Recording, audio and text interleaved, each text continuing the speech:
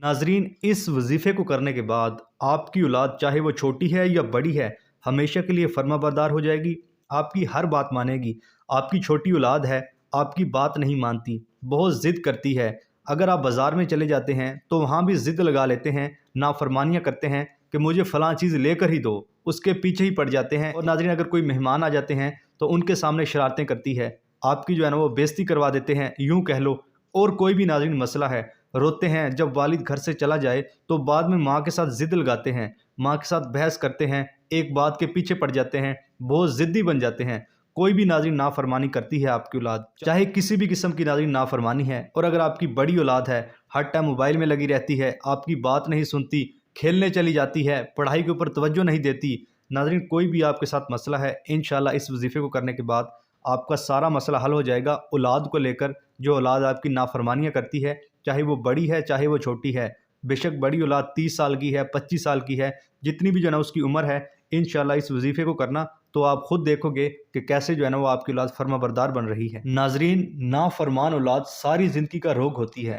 वालदैन के हुक्म की तामील ना करने वाली औलाद के रंज से अच्छा भला इंसान परेशान होकर बहुत गलत इकदामात उठाता है, जिससे बादुज़ा औलाद भी तकलीफ़ उठा सकती है। नाजरीन, नाफरमान औलाद गुमराह हो जाती है। बहुत से वालदैन ऐसी औलाद के हाथों मारे भी जाते हैं, वो जुराइम में मुलव्वस हो जाती है और नशे भी करती है। ये बड़ी औलाद की नाज़रीन मैं बात कर रहा हूँ, तो उनकी वजह से इन्हें अदालतों में ख्वार होना पड़ता है। वालदैन को ऐसी औलाद तालीम से भी महरूम हो जाती है। लेकिन नाज़रीन, कई सूरतों में पढ़ी लिखी औलाद के हाथों भी वालदैन को तकलीफ़ उठानी पड़ी है, ये भी देखा गया है। ये कितनी जुल्म और शर्म की बात है कि वालदैन जिन्होंने पाल पोस कर अपने मुँह का लुक़मा औलाद के मुँह में डालकर इसे पाला होता है, वही इनके बुढ़ापे का सहारा नहीं बन पाती। वालदैन को चाहिए कि वह खुद ऐसे हालात पैदा ना होने दें। अगर औलाद में गुस्ताखी और नाफरमानी का रवैया देखें तो फ़ौरी अल्लाह ताला से रजू करें, यानी कि ये अमल करें, ये जो वजीफ़ा करें जो अभी मैं आपको बता रहा हूँ। इंशाल्लाह इस वजीफ़े को करने के बाद आपकी औलाद आपकी फर्माबरदार होगी। नाजरीन, तो वजीफ़े का नाजरीन तरीक़ाकार अच्छी तरह जान लें अब। अच्छा नाजरीन, ये वजीफ़ा आप किसी भी वक्त कर सकते हो, इसमें कोई भी पाबंदी नहीं है। अगर आप फ़ौरन नमाज के बाद करना चाहें, तहज्जुद के बाद करना चाहें, जब भी आपको वक्त मिलता है आपने इस वजीफ़े को कर लेना है। अक्सर नाज़रीन मेरे बहन भाई पूछते हैं, हालांकि मैं बता भी देता हूं कि किसी भी वक्त करना है वजीफ़े को, फिर भी शक में रहते हैं। कई लोगों ने पूछा कि तहज्जुद के बाद कर सकते हैं, तो मेरी बहनों और भाइयों, किसी भी वक्त इस वजीफ़े को आप कर सकते हो। उसके बाद आपका वज़ू भी होना चाहिए। नाज़रीन, जब आप ये वजीफ़ा करें, आपका जो है ना वज़ू लाजमी हो। देखिए, आप जब अच्छा काम करते हैं, नेक काम करते हैं, तो पाक साफ़ होकर, साफ़ सुथरे होकर काम किया करें, इसमें बरकत होती है, अल्लाह ताला भी खुश होते हैं। उसके बाद नाज़रीन, आपके पास एक पानी का गिलास भी पड़ा होना चाहिए। एक गिलास ही काफ़ी है नाज़रीन, पानी का गिलास आपने अपने पास रख लेना है। उसके बाद नाज़रीन, आपने औज़ु बिल्लाहि मिनश शैतानिर रजीम बिस्मिल्लाहिर रहमानिर रहीम ये पूरा आपने पढ़ना है। इधर मैंने आधा लिखा है, जो जगह कम पड़ जाएगी, इसलिए आपने 7 मरतबा नाज़रीन औज़ु बिल्लाहि मिनश शैतानिर रजीम बिस्मिल्लाहिर रहमानिर रहीम पूरा पढ़ना है। और पानी जो आपके पास पड़ा होगा उसके ऊपर नाज़रीन आपने फूंक मार देनी है। उसके बाद आपने दुरूद शरीफ पढ़ना है, एक मरतबा सुन भी लें। अल्लाहुम्मा सल्ली अला मुहम्मदिन व अला आलि मुहम्मदिन कमा सल्लैता अला इब्राहीमा व अला आलि इब्राहीमा इन्नका हमीदुम मजीद। अल्लाहुम्मा बारिक अला मुहम्मदिन व अला आलि मुहम्मदिन कमा बारकता अला इब्राहीमा व अला आलि इब्राहीमा इन्नका हमीदुम मजीद। नाजरीन, ये भी दुरूद शरीफ आपने 7 मरतबा पढ़ना है। दुरूद इब्राहिमी है, ये नमाज वाला है। अक्सर मेरे बहन भाइयों को आता है, अगर किसी को नहीं आता तो वो छोटा पढ़ ले, बड़ा पढ़ ले, जो उसको आता है वो दुरूद पाक पढ़ ले आप सल्लल्लाहु अलैहि वसल्लम की ज़ात पर। उसके बाद नाज़रीन, आपने ये एक इस्म है या शहीदू, इसको नाज़रीन आपने अच्छी तरह पढ़ना है, 21 मरतबा पढ़ना है। जब आप इसका नाज़रीन विर्द कर लेंगे 21 मरतबा। और एक और चीज़, अगर आप ज़्यादा करना चाहें तो ज़्यादा भी कर सकते हैं, ये ज़्यादा अच्छी बात है। लेकिन अगर आप कम अज़ कम जो है ना वो 21 मरतबा ज़रूर करें। यह भी पढ़कर नाज़रीन आपने जो है ना फूंक मार देनी है उस पानी के ऊपर जो आपके पास पड़ा होगा। उसके बाद नाज़रीन, स्क्रीन के ऊपर आपको ये दुआ नज़र आ रही है, इसको नाज़रीन सिर्फ आपने एक मरतबा पढ़ना है, अच्छी तरह पढ़ना है। ये दुआ नाज़रीन बहुत जो है ना फ़ायदेमंद होगी आपके बच्चों को फर्माबरदार बनाने में। आपने इसको अच्छी तरह पढ़ना है, अरबी के जो सब कलमात अच्छी तरह अदा करने हैं, आहिस्ता आहिस्ता पढ़ना है, अच्छी तरह तवज्जो के साथ पढ़ना है। उसके बाद नाज़रीन फिर आपने एक मरतबा दुरूद शरीफ पढ़ना है। आखिर में नाज़रीन आपने एक मरतबा दुरूद शरीफ पढ़ना है।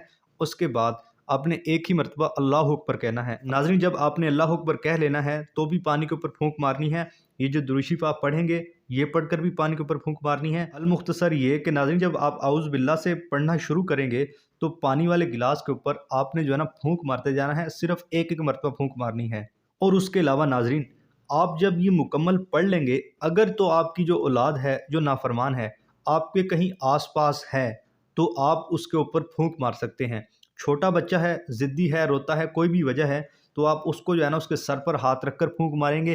اور اگر کوئی بڑا بچہ ہے جس کو جو ہے نا پھونک تو نہیں مار سکتے، اگر آپ ماریں تو اس کو عجیب لگے گا، اس کو محسوس ہوگا کہ مجھ پر جو ہے نا کچھ ہو رہا ہے، تو آپ نے ہلکی سی مار دینی ہے جسم کے کسی بھی حصے پر، اگر کسی بڑی اولاد کے مارنا چاہتے ہو۔ ناظرین، کہنے سے مراد یہ ہے، یہ سب کچھ پڑھ کر پانی کے اوپر تو آپ نے مارنی ہی ہے نا پھونک، پکا مارنی ہے۔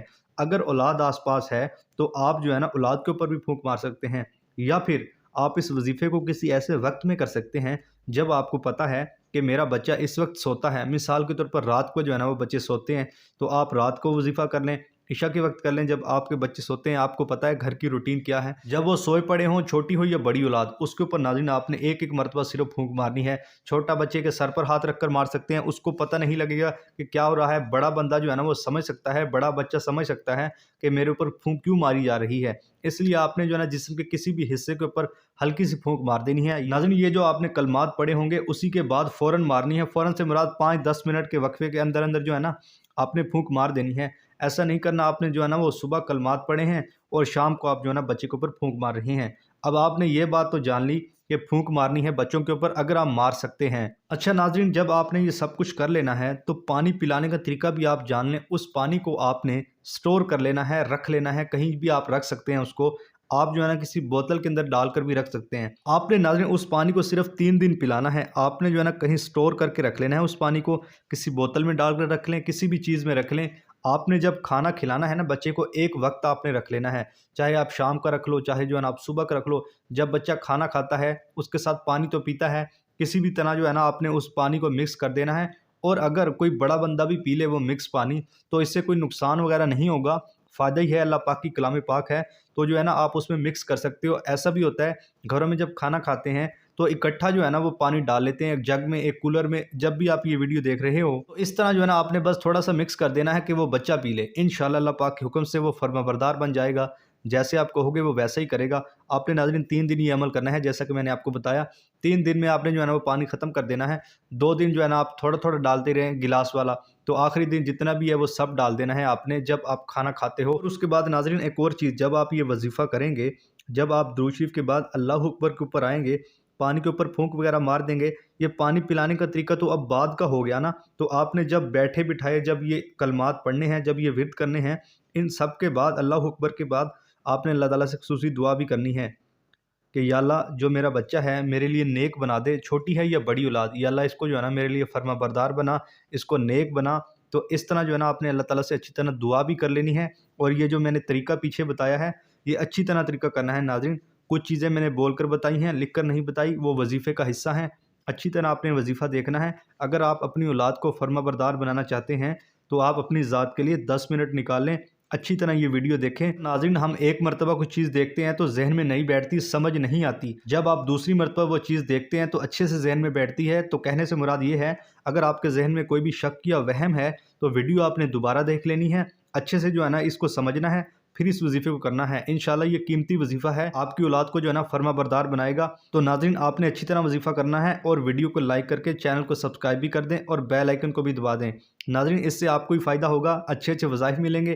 آپ اگر وظیفہ مرکز کا حصہ ہوں گے تو آپ کی زندگیوں میں آسانیاں آئیں گی۔ تو آپ نے جو ہے نا یہ کام کرنا ہے، پھر انشاءاللہ جو ہے نا اس وظیفے کو اچھی طرح کرنا ہے۔ اللہ پاک آپ پر رحم کریں گے، اللہ پاک آپ کا حامی و ناصر ہو۔ اللہ حافظ، السلام علیکم۔